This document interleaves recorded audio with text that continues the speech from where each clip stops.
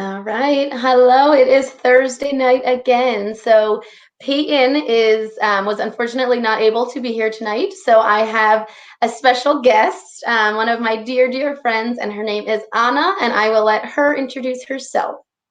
Hello. So my name's Anna. I'm a fellow OCD advocate over on Instagram, OCD, anything mental health related. And that's where I met Molly and where I heard of NoCD. And I've been advocating there for about almost a year, a little over a year now, and sharing my OCD journey.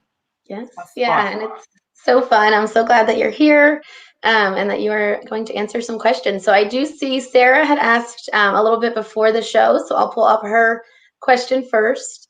So she asked, have either of you experienced the need to know? I am not sure how to decipher between OCD needing to know versus it being legitimate that I need to know or just want to know. Any suggestions or tips? You want to take that one, Anna? Oh yeah, the need to know is strong. If I'm not aware or like in the loop of every single thing happening at every moment of the day, like it's my day's over. Like I need to know. I think like the biggest thing, it's definitely really hard sometimes to figure out if it is OCD or if it's just you actually wanting to know, like to know things. So I think a good place to start is like looking at like what's the why behind it. Like, are you genuinely curious about this, or are you feeling like this urgency and rush to have the details and you need to know? And if you don't know, then like the day's over. Yeah, I think that's a good point. The urgency. I think if you are able to, like, curiosity, and that's such an interesting, like a fine line. I think is like curiosity and then OCD, because it's really good to be curious, and that's the way we learn is by being curious and wanting to learn new things. But like you said, if it has that urgency that you need to know right now versus you can kind of figure it out whenever, I think that sometimes is a good way to know it's OCD. But that is hard to decipher is that urgency. So that's, yeah, we're there with you, Sarah. Absolutely. And I feel like it gets so muddy, like so easily too. Because it can even be the need to know like the smallest thing. Like, where did I put this item that I bought at the grocery store last night? Like, I need to know that it's put away in the proper spot and that it's staying there. And I think, like I can remember like getting out of bed to go check something absurd, like you're saying, that has no bearing on like real life. And I think that's, a good way to know it's OCD too, is if in 10 minutes, if this is not going to change your world, maybe it's OCD. Yeah. All right. So hi Haley. So I do therapy with no CD, and we had it like to where I could control it. And this week it's been really bad and I don't know what to do. Yeah, and that's OCD is one of those illnesses that waxes and wanes. So you might have a really good, few months, and then it might have a really bad few months. That is, I think, par for the course. Definitely, so it says you said that you're in therapy right now. Definitely reach out to your therapist and tell them that you're struggling with these, these thoughts right now. Anna, anything else you would recommend? Yeah, just know that it comes and goes and you don't really have control over it. But just because 1 week is really bad and 1 week's really good, there's no difference between the two. Yeah. No difference between who you are. Yeah, I love that. Yeah. And then they also have asked if we've heard of Pandas. Yes. No, we are not clinicians. I didn't say that at the beginning, but I have heard of it. I know it is a neurological is it an illness? I don't actually even know. I think it's an illness. Okay, so a neurological illness that comes in that is seen in children when they have a certain type of infection. Is that correct? Yeah, that's my understanding of it too. And then it can lead to things like OCD, eating disorders. I think I've heard that it is very closely related to that with OCD. And it's only in children, correct? I think Asking you like you're the expert. I think adults can have it too, but I think it's mainly diagnosed in children. I think. I don't know. Yeah. Gotcha. Yeah. And Haley, definitely ask your doctor if that's something that you are, curious about, because we don't have, much more knowledge on it than that. And I think it's also a pretty new, not that it's new, but it being studied and the research being done on pandas, I believe, is relatively new. I think so too, yeah. Why does OCD cling so much to the gray areas of my life? I love questions like this. And Kayla, we are not laughing at you. It is that it's such a relatable question. I feel like we talk about this all the time too, that like we love the black and white thinking of things because it's so solid and concrete. And the gray area is so unknown. Like we have no idea. It's so uncertain. And that's why it's going to cling there. Yeah, because it wants an answer. It's all or nothing, black or white. And something I've learned in ERP therapy is that wow, I totally just blanked on what I was about to say. Oh, that life is in the gray area. There are not that many things that are, black and white, or, wrong every time or right every time. A lot of things are in that gray area, and that's why it's so scary, and that's why our OCD is going to latch onto it, because there is no answer there. Absolutely. Yeah. So many good questions. Yeah, I'm not sure, Hasib, I'm not sure what NLP is. If you could give us a little bit more info about that, we would love to answer that question. I'm just not sure how to deal with existential OCD and questioning reality. You accept it. Yeah. You accept all the questions and the unknown and how uncertain you feel about reality. Yeah. And the thing with existential OCD is it is OCD. At the end of the day, it might, the theme might change, and it might, morph into a different theme or a different subtype, but it is OCD, and it is treated the same with ERP. Like Anna said, accepting that uncertainty, questioning reality is par for the course. So keep doing what you're doing.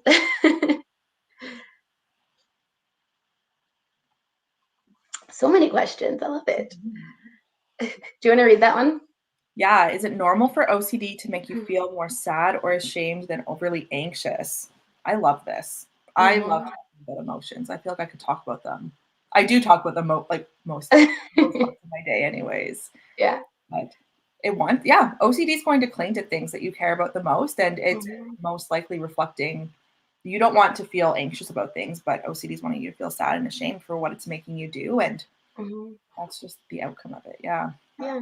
And I feel like every time on any of these lives, if someone asks, is it normal for OCD to fill in the blank? The answer is always going to be yes. And, without giving you so much reassurance, anything that you're experiencing because of your OCD, somebody else has experienced it, and it is normal. And every emotion is normal and is valid and is to be felt and to be expressed. So yes, to answer your question.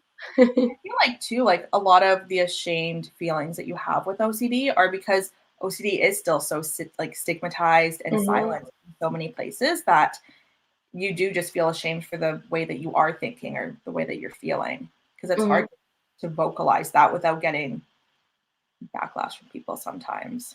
Absolutely. Yeah.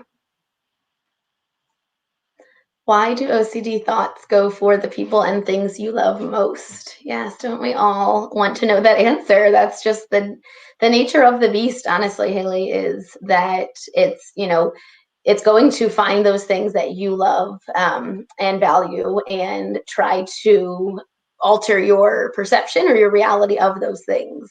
And that's, I don't know if there is an answer as to why that happens. It's just part of OCD. Unfortunately, there's no, as far as I know, no answer for that one. Yeah. Yes, I agree about self-diagnosing. That can be very scary for sure. I'm going to start ERP for the first time next week, and I'm terrified I can't do it and will fail. What examples can you give to help when you first start? Go ahead, you want to respond to that? Let yourself cry. Like when you first start ERP, like for me personally, the first few weeks of doing it, like it was hard. And I was wiped out. I was so tired and exhausted and emotionally drained. Yeah. So just like if you like whatever feelings come up when you're doing it, just feel them. And it's okay to be terrified because you're going to go fight OCD, and OCD is a really big part of a lot of people's lives. And it doesn't, like, at the end of the day, OCD doesn't want you to fight it, but that's what you're there to do. And starting ERP, that's like the biggest, scariest jump right there. So you've already done half the job. Yeah. And celebrate that you reached out for help. Like that is in itself is huge. And it is progress. Just admitting that you are in need of help and that you need somebody to help you take control of your life and of your OCD. So Rose, celebrate that. I'm so excited for you to start. And yeah, like Anna said, the biggest hurdle I think is starting and just getting your foot in the door. So I'm excited every time somebody says they're starting ERP. That's just like joining the club. I love it. Yeah. I'm always so proud of people when they're like, I'm starting ERP, because it's such a big, exciting thing. Yeah. Yes, for sure. And then I think this was probably the follow-up to, I believe it was the existential question. Oh no, is it normal for OCD to make you feel more ashamed than anxious and this process the same? Yes. Yeah. And I feel like recovery looks different for everybody, but I think also knowing that recovery isn't just the ending of your thoughts. Like your thoughts will still be there. You'll still have intrusive thoughts. You'll still have moments of an urgency to do things. It's just how you react to your thoughts and how you interact with them as well. Yeah.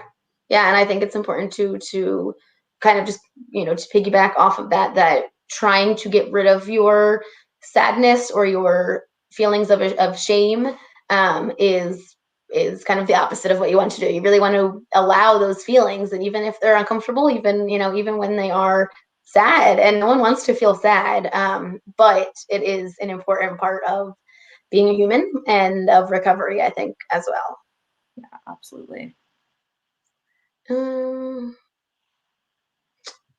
I see.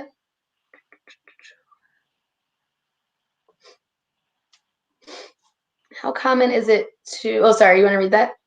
Sure. How common is it to obsess over childhood experimentation? I know this is weird, but I can't stop obsessing over things I did when I was 12 or 13. I'd say first off, don't think that it's weird, because it's something, it's like your natural response, right? Like your brain's natural response is to obsess over this. So I would say, like, be compassionate with yourself about it, and to just know that, like, just to allow those thoughts there, like they're there, and to accept them. Yeah. Everything that you said. I agree. See, the comments always, I don't know if it looks like it on your side. They always like jump. And so it's hard to reading one and then it shifts up. So. Yeah, it's hard to catch them, I think. Yeah. Once you perform a compulsion and then you realize you've done a compulsion, so you leave it. Should I go back and finish the compulsion? Any advice? I can't function properly because of it. So I would say don't finish the compulsion. If you catch yourself in the middle of a compulsion, stop. I know that's so much easier said than done, and I don't mean to make it sound simple, because that's not.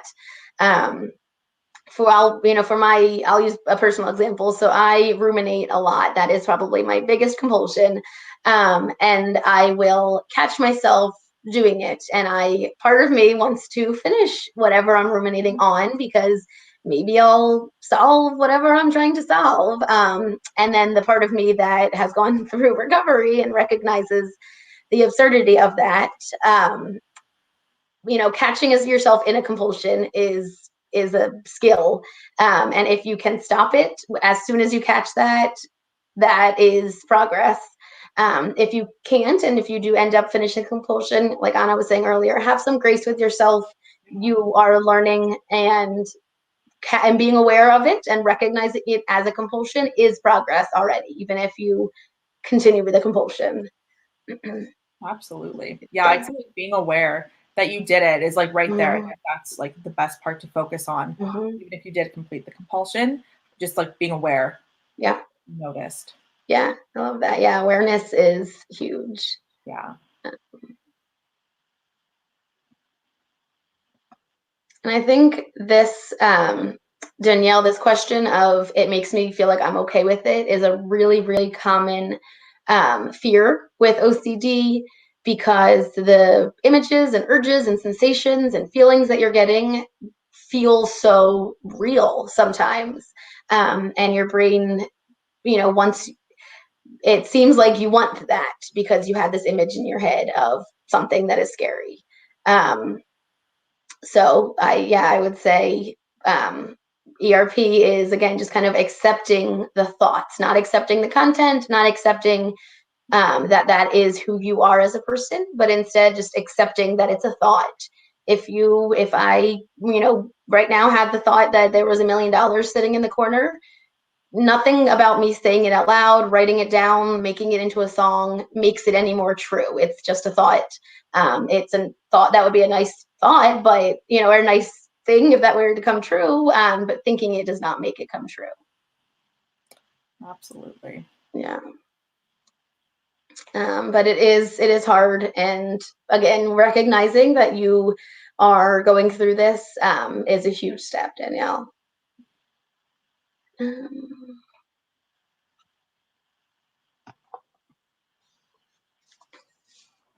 want to take that? Yeah. I feel like it's so common. Yeah. And I feel like a lot of people don't realize too that relationship OCD isn't just like focused on a romantic relationship that you're in. It can affect every single relationship that you have, whether it's with friends or family members or coworkers. I feel like it's a lot more common than people realize, because they just limit it to it just being like with a romantic partner versus anybody that you meet. Yeah, that's a good point. So yes, it is very common for sure. It is just another theme or another type of OCD. And so it's, treatable in the same way that other themes are as well. Is it possible to go years without a relapse? That's a really great question. You want to take that one? Yeah, I feel like that could be possible, because OCD, like, it definitely ebbs and flows. Like, there might be times in your life, like for me personally, there was times in my life where I'd go 2 or 3 years and I felt really, really good, and I didn't think things were bad. I've had OCD for basically my entire life, so there's been times where it's felt non-existent to me, but then there's been times where it's like the only thing that I ever think about, the only thing that's happening in my life. Yeah. And I think staying on top of your ERP is, relapse isn't necessarily preventable, but it is more manageable, and you have the better tools then if you're able to, either stay in therapy or at least practice what you've been learning.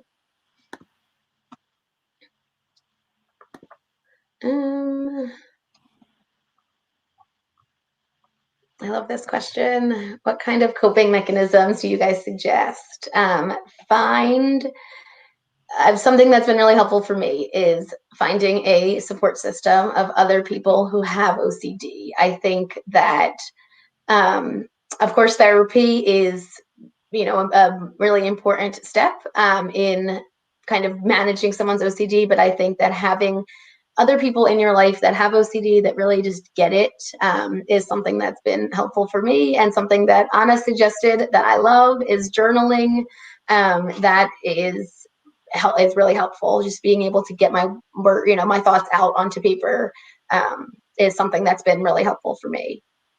Yeah, I love having a support system. I especially feel like having a support system of others that also have OCD, and whether it's you talk to them like on Facebook or Instagram, like wherever you meet them. I find that there's places everywhere. That you can find others. Yeah. And I think getting out in nature is really helpful. I don't it's not a cure for how you're feeling or for your OCD or anything like that, but it can help. It can just kind of bring you back to the present. And I find that really helpful, just getting outside and like seeing the vastness of the earth and of the world. Reminds me of, kind of puts my concerns, I guess, into, I'm totally blanking on the word, just getting outside. I don't know what is happening. And I also find like if there's something that you really love doing, or one or two things that you love doing, just putting like more of your time into doing those things, because it just feels more rewarding and relaxing when you know it's something that feels good for you. Yeah, I love that.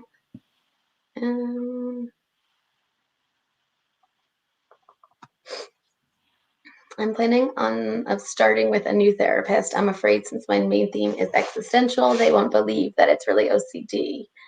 Any advice? What do you think? Well, maybe it's not OCD. Yeah. I was going to say that as well. Yeah.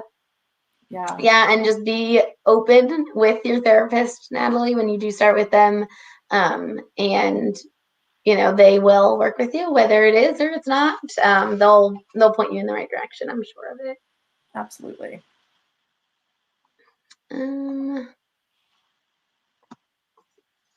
How long does it take to recover when doing ERP in OCD? How soon did you see it become easier and get results?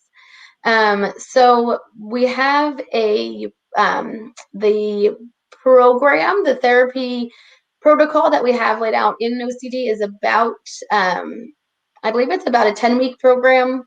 Everyone is different. I don't think that is the answer, because everyone's experience and everyone's recovery will look very different. But it's usually about 2 months is the program within OCD, at least. If you are, still seeing pretty severe symptoms after that, continue to talk with your therapist. How soon did you see it become easier and get results? That again is just such a personal, your experience, Rose, it's going to be different than Anna's, it's going to be different than mine. And that's okay. I don't know if you wanted to add anything to that. Yeah, and I wouldn't put pressure on yourself to want to see, to like expect to see results or to feel better 1 or 2 times after you've met with your therapist. I think just being compassionate with yourself and just knowing that like you going there is the best thing you can do. Like you starting ERP is like one of the best things you can do, and just go from there. Yeah. I love that. Has no expectations. So does ERP and medication get rid of the thoughts you have? Will it get easier? So the goal of ERP and any OCD treatment is not to get rid of the thoughts. Thoughts are part of being human. Everyone has intrusive thoughts that they don't like. That is, kind of, again, just par for the course of having a brain is it's going to be creative. It's going to come up with these things that you don't necessarily like or approve of or want.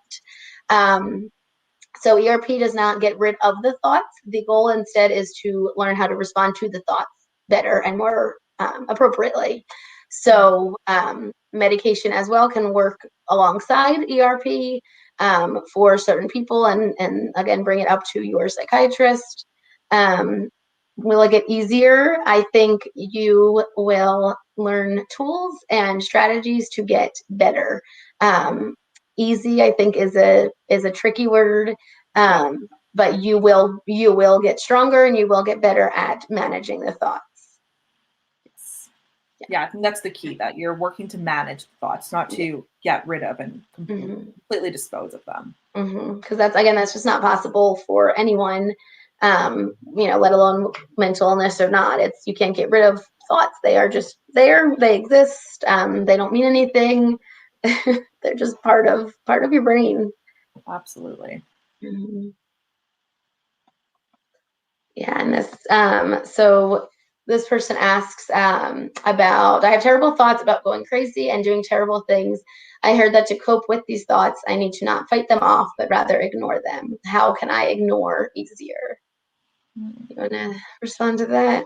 Yeah, it's interesting. Like, I would even say just like, instead of trying to ignore them, just like accepting that the thoughts are there. Like Mm-hmm. you have a thought that pops in your brain, you're just like, it gets easier with time, but a thought pops into your brain and you're just like, okay, Mm-hmm. this is what I'm thinking, this is how I'm feeling. But right now I'm chatting with my friends or I'm out for dinner. So I'm just going to focus on being present and doing what Mm-hmm. I'm doing rather than spending all my time on this thought. Mm-hmm. Yeah. And I think I remember someone once saying, instead of feeling like you have these thoughts, if you kind of, or if you say that out loud, so if you say like, I'm having a thought that, blank, it kind of separates you from the thought a little bit. So it's not like you are choosing this thought or you are having this thought. It's like, this thought is happening to me. It exists. What am I going to do with it? Ignore is not necessarily the it's there. It's hard to ignore when there's this violent or sexual or scary thought in your head. That's hard to ignore. But like Anna said, being able to focus on what you are doing currently, and allowing the thought to just be there. It exists. It's a thought. And I'm going to go about my day is, again, so much easier said than done. But really at the end of the day, that is the advice. Yeah.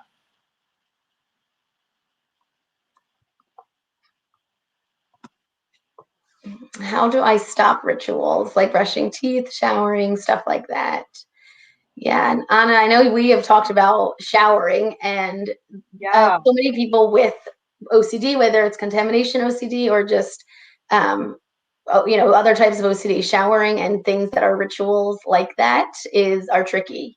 What I remember doing pretty early on in my recovery was changing up the order of certain things. And so like for brushing your teeth, instead of, well, that one, there's not that many steps, I guess. So like for showering, instead of washing your left arm first, if that's the way you do it every single time, get in there and wash your right arm first. It's going to feel weird. It's going to feel awkward and, difficult at times. But I think just kind of changing up the routine a little bit is kind of a step in the right direction. Yeah, absolutely. Yeah. And that's it's so tricky, ones like that, I think, because there are things that you have to do. It's not, it's not like it's not an option. Right. Yeah. It's not like if your compulsion is, checking the door, that is something that not everybody does. And so in order to, there's ways around that. But if you are showering, like you need to shower, you need to brush your teeth. So that's, yeah, very tricky for sure. It is. Um,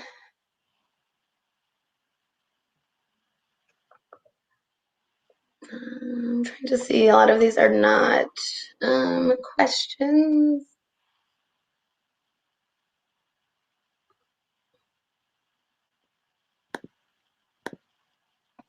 All right. I don't have visuals, but thoughts. My mind makes me believe I will act upon my thoughts, but I know it doesn't define me. Why am I afraid and fear that I will when I find it disgusting? I have POCD. Well, that is exactly why. That's exactly why. It's because you fear it and because it is something that you have, value in. It's OCD is going to latch onto that. Yeah, I'm not sure what else. Did you want to add anything to that?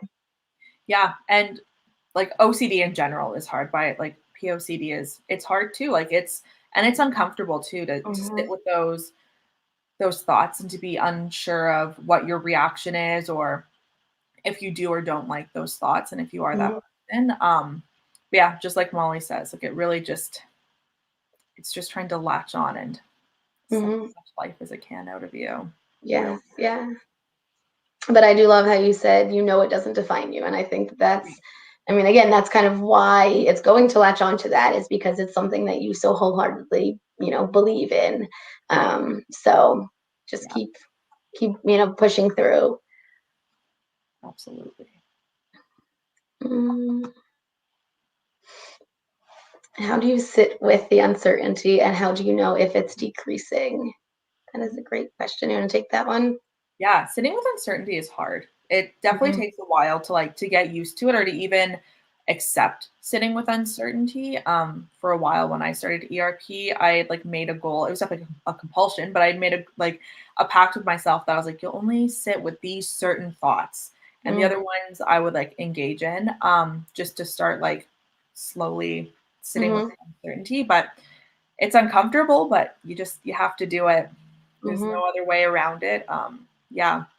And then knowing if it's decreasing, I don't know. I feel like it varies for different people. Like for some people, it might decrease and like your anxiety might go down around it and you might find yourself sitting with less uncertainty. But for some people, it might stay the same. So you never really know what it'll be like. Yeah. And I think as well, the sitting with uncertainty is something that everybody does. Yes. The average person when they get in their, I know I had made a post about this the other day, and I'm just thinking back to that. When someone gets in their car to drive to work, they don't have certainty that they are going to safely get to work. They can't, we can't know the future. We don't know what's going to happen. The difference in somebody that has OCD and somebody who doesn't is that person with OCD will latch on to that uncertainty. So it's the same amount of uncertainty that everyone else around us has. It's just our reaction to it. That is, kind of sets us apart. So, I think recognizing that everyone deals with uncertainty is important too, because OCD wants us to think that we are like the only ones with this, and that's just not true. It's not.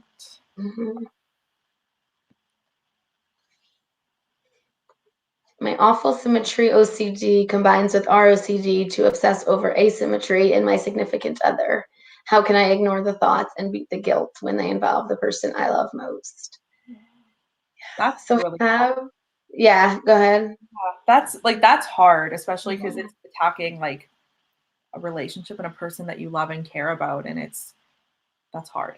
Yeah, I was just gonna say, have some grace with yourself, have some compassion. That's hard. I mean, OCD is always going to be difficult, or it always can be difficult. So I would recommend some ERP in dealing with those uncomfortable feelings. Yeah. So this person is asking about ACT, which is acceptance and commitment therapy.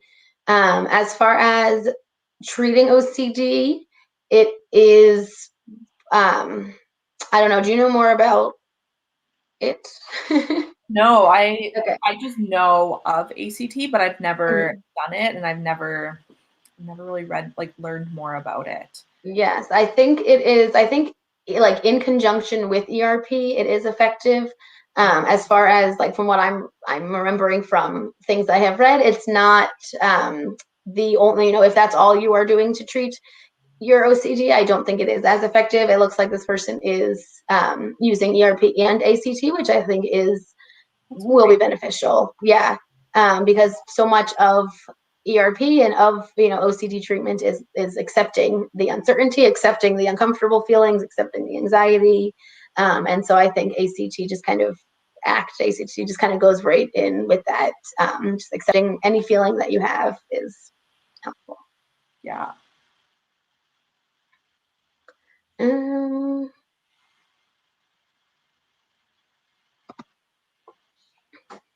I have harm OCD, and every time I close my eyes, I have harmful thoughts. How do I reassure myself that I didn't do anything wrong when I am visually not aware? You don't. I always feel so like harsh when I say these things, being like, you don't know, like maybe you did something, maybe you didn't. Like we'd never be 100% sure on what we did and didn't do. Yeah. Yep. And I think, reassurance is a compulsion. So that is, that can get tricky when you're trying to reassure yourself. That is, definitely can be something that your brain then will start to rely on. So like Anna said, maybe. I know that's so hard to accept and so hard to understand. But that is the answer, unfortunately. So sometimes.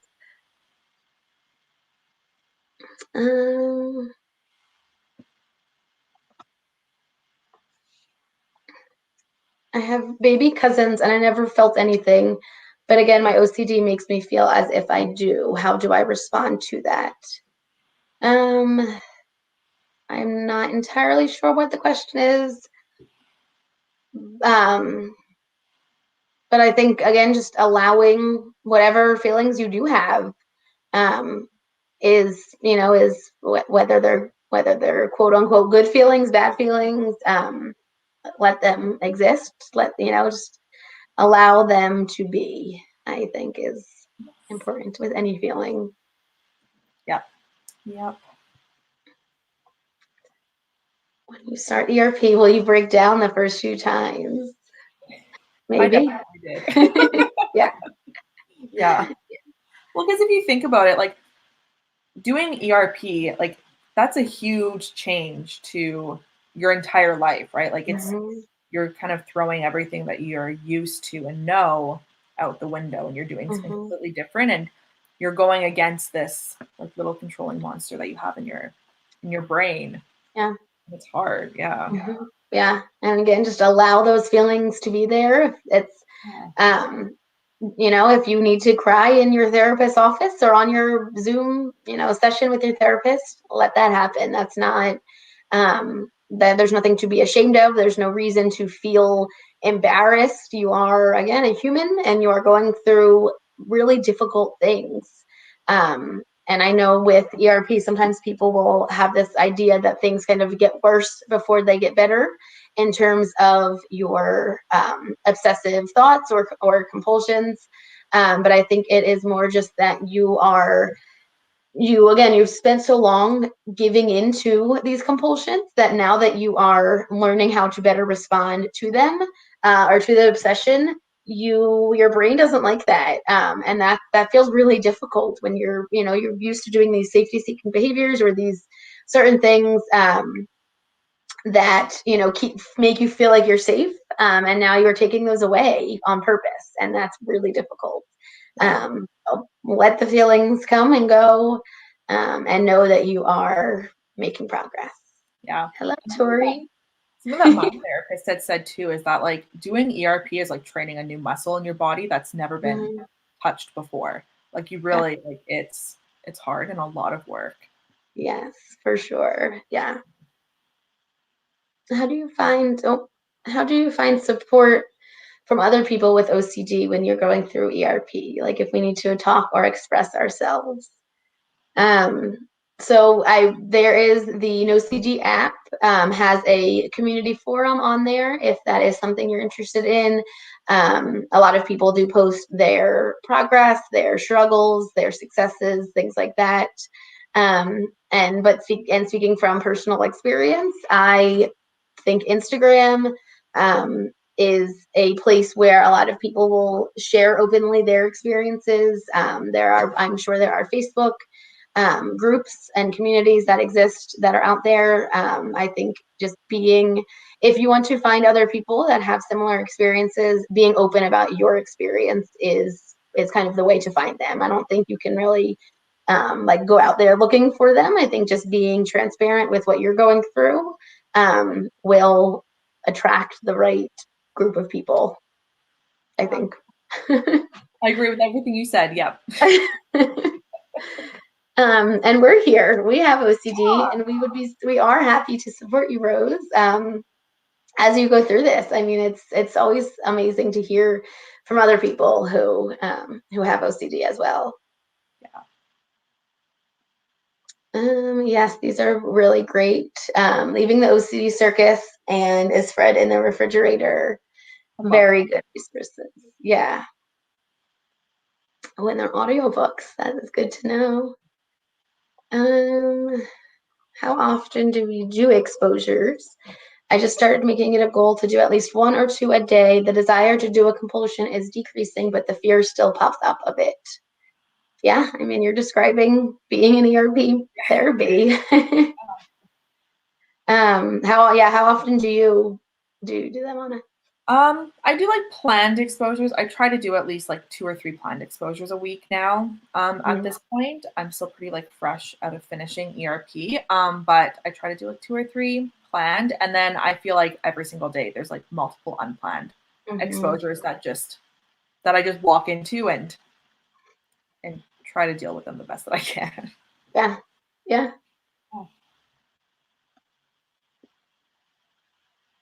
All right. I don't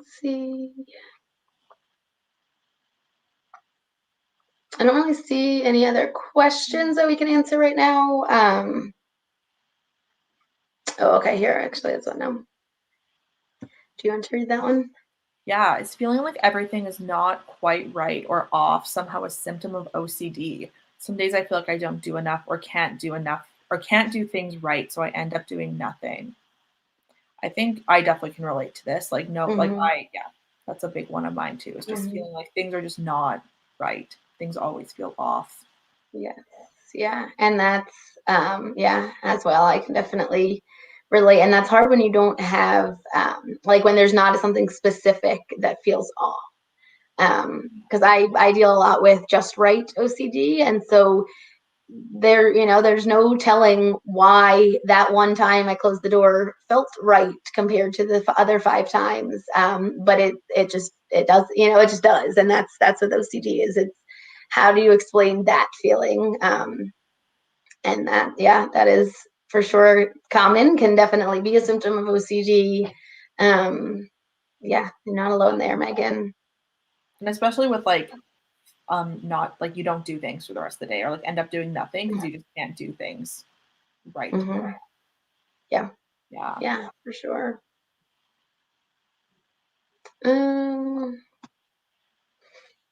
Why can't I do ERP? It's like when I start to do that, the whole world breaks onto me. It gets so worse that it looks like I stopped doing ERP. Is there any way that I can start it again? Yeah, absolutely. Pick it back up. You can never do ERP too much. Yes. Yeah. And so yeah, if you are able to, find an ERP specialist, or an OCD specialist that uses ERP, and keep at it. Practice it. Practice, practice, practice.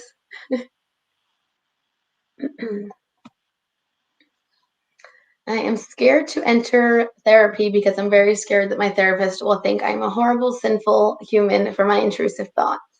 How can I walk in without feeling like a bad person? Well, yeah, that's hard. And it's hard too when you really want to go to therapy and you feel like if you go, your therapist is just going to be like, whoa, nope, something's going on here. But just walk in, just do it. Just try and do it once. Yeah. Yeah, absolutely. And I think that, OCD therapists have heard it all. I'm trying to not give like just like blatant reassurance, but any thought that you've had, they have heard before by a different member, or by a different client or patient. So yeah, like Anna said, just go walk in. You have these, feelings that you want to go to therapy. Do it. That's the time to start. Yeah. So is there any other way to contact a therapist or psychiatrist that can help until I start my sessions? If you mean within OCD, yes. So once you are connected with a therapist, you are able to message them right away. So in the OCD app, there's a messaging feature where you can message your therapist in between sessions, and it does begin as soon as you are scheduled for your first appointment. So even if your first session's in a month, you can still message your therapist from now until then. If you are speaking outside of OCD, then finding a therapist is, I'm sure you'll be able to speak with them before the session, if that's the question. That's so awesome. Yeah. And then this person asks if OCD is available in Asia, and unfortunately we are not yet. We are expanding. We are now in the UK, we are in Australia, and we are going to be in Canada very shortly. But no, we are not in Asia yet. But the app it is free. It's available to anyone. It has some really great resources on there. It is just an OCD on the App Store. And even if you're not seeing a therapist and you're not, in a country that it is available, you can still use the OCD app for it. Yes. Yeah.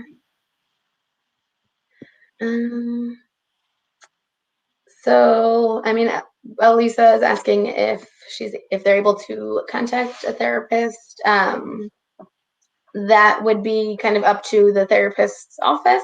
I'm not, I don't know. We're not therapists. I don't know exactly how to answer that question. But I'm excited that you are going to be seeing a therapist. It's always so fun when other people are going to start as well. And I don't. Oh, sorry. Go ahead. I was gonna say it is so exciting, and I'm always so proud of people when they say that they're jumping in and they're gonna go see someone. Because it's huge. It's like you're stepping so far out of your comfort zone to even say that you have OCD sometimes. So it is. It's such a good community to be a part of for anyone. Yeah. If you're starting therapy, you should be very proud of yourself as well. That's what I think anyways. I always tell people to be like the proudest they've ever been of themselves. Yes. Yeah. I mean, you had a whole cake when you finished your therapy. Like, get a cake if you need some kind of, sorry, not need, but if you want some kind of celebration, like, do it. Getting into therapy is so huge. It's such a big step. Yeah.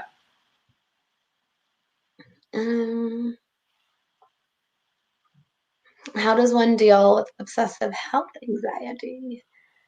That is also very hard. Yeah. I feel like definitely like reaching out to your therapist or whoever you're seeing at the moment and chatting more about it. And I feel like it's so hard now too, especially with COVID.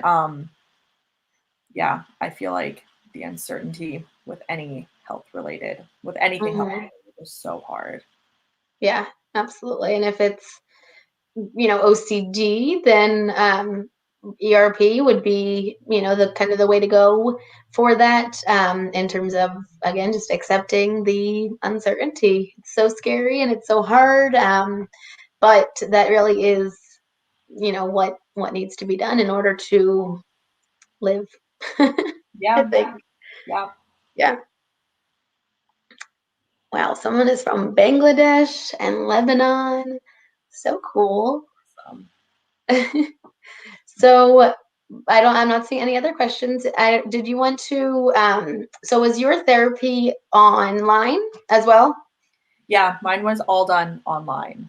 Gotcha. And is that because of COVID or even before it would have been? It would have been before because I ended up having to go. So I live in Canada, and I had to go out of province. Like I had to find someone out of province to provide ERP for me. So it would have been done online then, but honestly, being able to do it online has been a game changer because I can literally just bring my therapist like everywhere with me, which is so nice. Before, like that just couldn't happen. Yeah.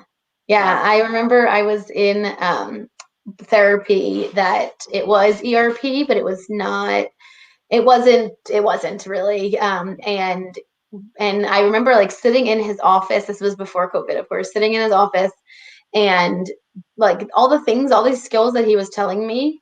It was like, it's one thing to hear that and to recognize that and to say those things in theory. And then you get home and, it's hard. I found it hard to still hear his voice and to still do the things he was asking me to do, to help me. So yeah, like you said, I think having my therapist on my computer screen was really helpful because I literally brought her into my room with me and into the bathroom and like all these places that can't really bring your therapist, from his office into your house. So yeah. And I remember like a few of the exposures that my therapist was like, okay, we're going to do these. I remember at the beginning, I was like, that sounds so bizarre. Like, why would I do that? And then we'd like get closer to the exposure. And I'd be like, I'm so glad that I can bring you around to my laptop into the bathroom while I do this, this, and this. Or like, you can stand in my kitchen and watch me like cook. Yeah. Yeah, absolutely. I feel like it holds you accountable too, because you can't just say like, yeah, I'm doing it. You really have to prove it. Yeah, absolutely. which is a good thing. Yeah.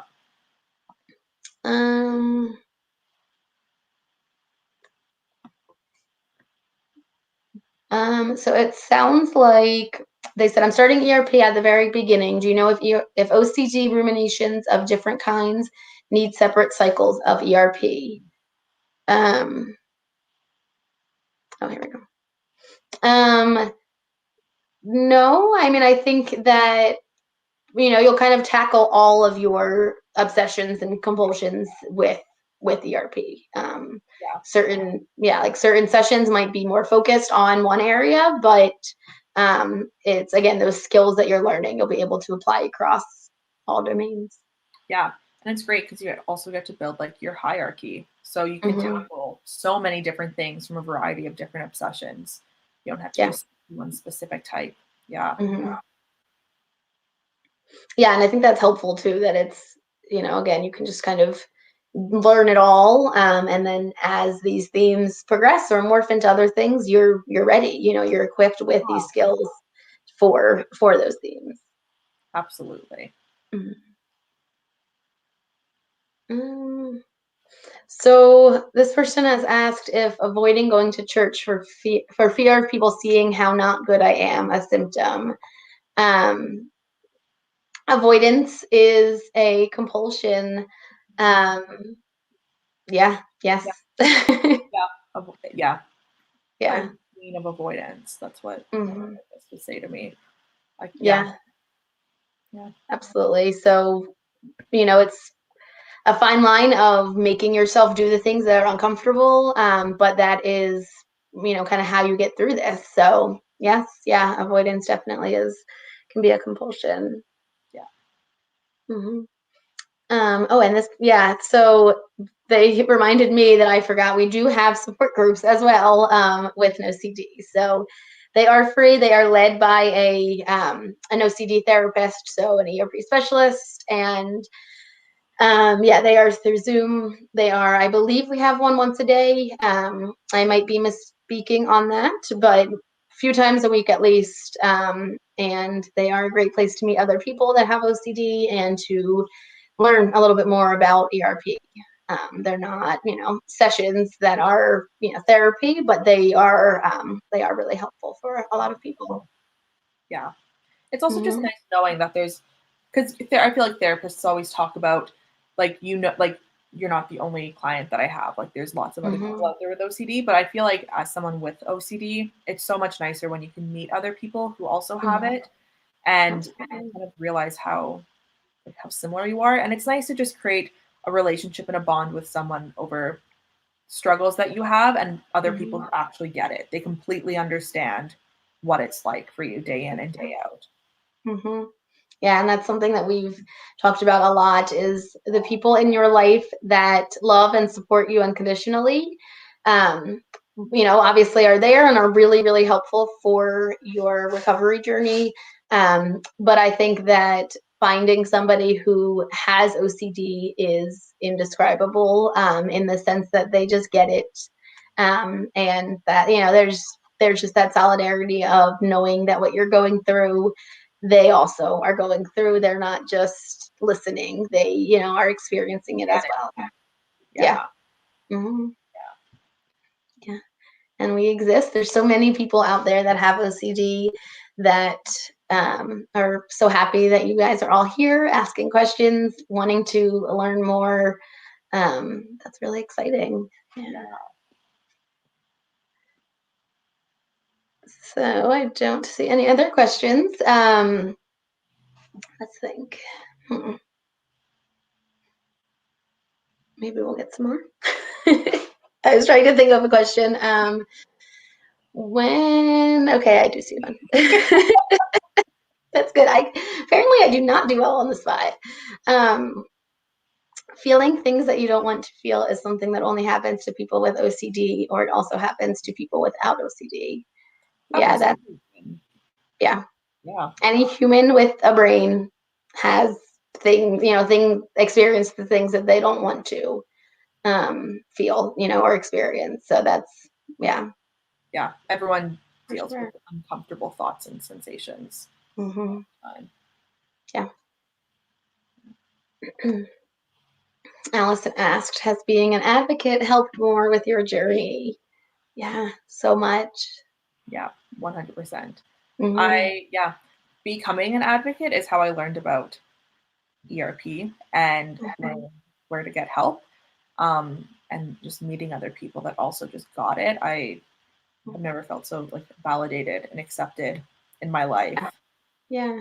Yes. Yeah. And so some of you that are in here probably do remember Mackenzie. She had been doing Thursday Lives for a while. And she is actually who introduced me to No CD in at all. I had met her through Instagram last year and became friends. And then she was talking about this therapy platform that she was using, and I had never heard of it. And I researched it and found out about it, and then went through the program myself. And then now, of course, work there. But so that, like Anna was saying, I had never even heard of these things before advocating and before being open about my story. So yes, it has helped so much. Just feel seen, heard, understood. Yeah, it's amazing. So funny that she's the one who introduced you to No CD because she's the first person I actually found on Instagram that had like an OCD advocacy account, and I was like, "What is this?" I was amazed, Yeah. and I was like reading through posts, and I was like, "Oh my gosh, other people have the exact same thoughts and feelings that I do, and they do all of the things that I do," and it was just That's amazing. Yeah. And it's so wild that without opening up about your own experience, without sharing it, you never would have found that, that group. So yeah, I think it is, it's not for everyone. It's not something that, is like necessary for recovery or anything like that. But it has been very helpful for me, for you. So I'm just happy to see so many of these names are people that are here every week, and I love that. amazing. Yeah, it is. It's so great. I love that. Mm-hmm. We're like a little family. Yeah. Best tips for dealing with mental compulsions in an exposure. Do you just do your best to refocus your attention to the present? It feels hard when you're aware of engaging in the mental dialogue. Yeah. Yeah, that's exactly it. Yeah. You explained it perfectly, Allison. You do your best to refocus your attention to the present. It's hard when it's a mental compulsion because it's really hard to stop. But like we were saying at the beginning, anytime you catch yourself in a mental compulsion, try to refocus your attention on what you're doing, on what's happening right now, right here, because that is what we can control. Is what's happening in the present. Yeah. Yeah. Because I think a lot of times with mental compulsions, for me at least, I'm stuck. Tori had said in the live the other day, you get stuck time traveling, and I like that line has just stuck in my head, and I love it. Because so much of ruminating is, trying to figure out the past, trying to solve the future. So true. Yeah. So trying to bring your attention back to the present is really helpful. It's really beneficial. And I find like mental compulsions are hard too because they're not as noticeable by others, obviously, but also I find like sometimes with myself, I'll engage in a mental compulsion and I won't realize that I'm engaging in a mental compulsion for a while or until I've been doing it for like a couple of days or a couple of weeks. And then I'll be like, oh, that's actually like, that's a compulsion that I'm doing. But someone else hasn't been there to call me out or be like, what are you doing? Right. Yeah. Yeah. And I think sometimes you can kind of do other things with um when you are mentally compulsing. So you can still have a conversation, you can still watch a movie, you can still be driving, and your mind is not there. And that's really difficult when you miss out on the things around you because of that. That's something I have definitely experienced. Oh, Yeah. for sure. Yeah. Mhm. How did you both come through OCD, and why are you passionate about helping? Great question. You want to take that one first? Yeah, I think I'm just so passionate because, like I said earlier, like I've had OCD my entire life, basically. I've had it since I was 3 or 4. Mhm. And just knowing that, like, little tiny Anna, there wasn't a lot of support or even talk around OCD back then. And so if me talking about it and advocating and supporting others just reaches 1 or 2 people out there that it helps, then I feel good about what's going on. Yeah. Yeah. And that's such a perfect answer. I love it. Yeah. Yeah, same. I mean, I as well was definitely struggled a lot for many, many years without knowing. And I think that if I had had somebody like me to share their experience and to know that I'm not alone, I would have gotten help so much sooner. I would have felt so much more validated in my life, in my journey. How did we come through OCD? That is something I'm still living with. OCD is still present. It's not going through ERP and going through OCD recovery is not a destination. It is, in my opinion, in my experience, it is an ongoing, lifelong journey. So we're still there. Yeah. Yep. Yeah. Yeah. All right. Well, it is 9:00 on my end. It is 7:00 for you. And yeah, so thank you all for being here. If we did not get a chance to answer your question, feel free to ask it in the app, or save it for a different live, another day next week. Yeah, any parting words you want to add? Thank you so much for having me. This was so much fun. I love watching them. So when you asked me to be a part, I was like, yes. I love it. Yeah. They're so great. I wanted questions. What? It was so great to see all these questions and just see the conversations that are happening. It's it's amazing. Yeah, I love it. It's like I said, it's so hard to keep up with them because they keep coming in and I love it. But I do love seeing when everyone's talking to each other. All right. Well, thank you all for joining us. It was so fun and we will see you later. Bye.